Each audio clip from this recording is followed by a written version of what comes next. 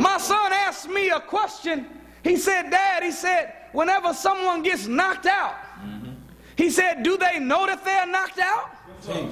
Good question. When someone is unconscious, do they know they're unconscious? When someone is hit by a catastrophic blow that renders them totally unconscious, can they still feel the pain of the blow? And I said, man, that's a good question. Yes, sir. And the answer is, no, they can't feel no pain. And no, they don't even know that they have been knocked out. They just lay there unconscious. And the only people that know that the one that is unconscious is knocked out is those outside the ring. And if you got people outside the ring that don't care for the one knocked out, don't love the one knocked out, have no genuine concern for the one knocked out, they will leave that man in the unconscious state hoping that the man will die in the ring. But if you got a good corner where you got a husband or a father or a kinfolk that loves the one that has been knocked unconscious, they're going to come and wave the salt in the nose, try to wake up the one they love, shake them back up, bring them back to consciousness. But the one knocked out don't even know they're knocked out. That's what's happened to black people. You and that guy hit in the head 400 years ago. Oh, praise are due to Allah. We got hit in the head 400 years ago and we got knocked unconscious. That's right. Come on now. And nobody that was outside looking in cared anything about our unconscious state. They left us in the ring to die. Until a man by the name of Master Farad Muhammad, the good Samaritan of your Bible, came, and when he looked and seen the people that were laying on the ground that had been hit in the head, left for dead, the priest walked by on the other side. The Levite looked at the condition and then walked by. A Levite is a Jewish priest. A priest is a Christian priest. So the leaders of Christianity seen black people knocked out and didn't do nothing about our condition.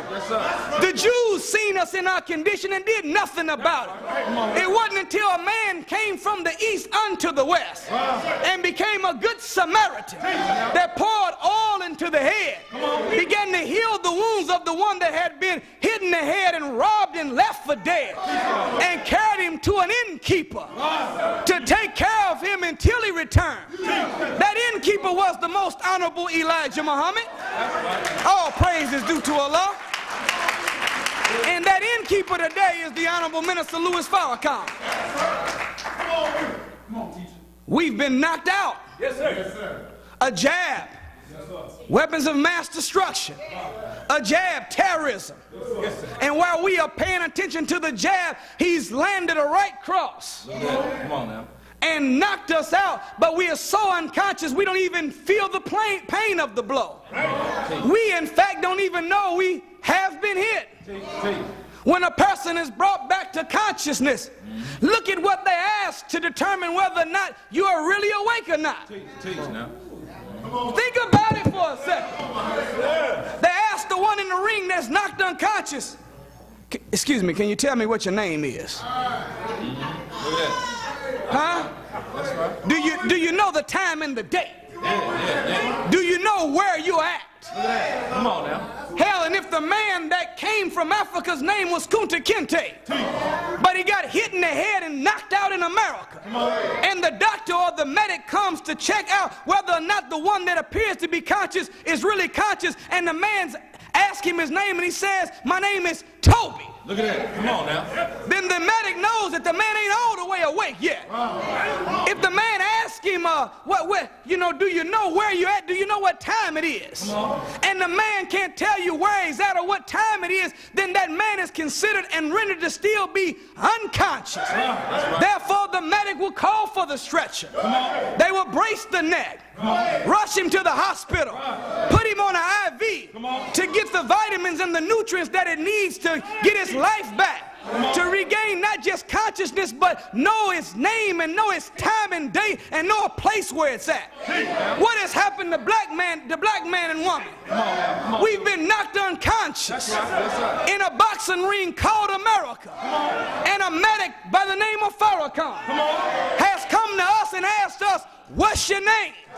And you told him your name was Jim Jones, Frank O'Hara, Scarlet Culpepper, Randy Jackson.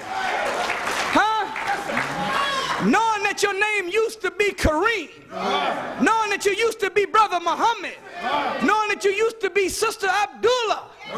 And when they see you now calling yourself by the white man's name, the medic has to check it off and say, they ain't all the way awake yet. Then they ask you, where you at? And you say that I'm in the land of the free. I'm in the home of the brave. I am in America the beautiful with amber waves of grain. And they say, check, something ain't right. Because you're in the hells of North America. You're in a high-class, fabulous luxury hell. It's a hell with a flat screen television. It's a hell with TVs in the back of your headrest. It's a hell with spinning rims. It's a hell with skyscrapers. It's a hell with $2 million mansions. But it's still a damn hell. All praise is due to Allah.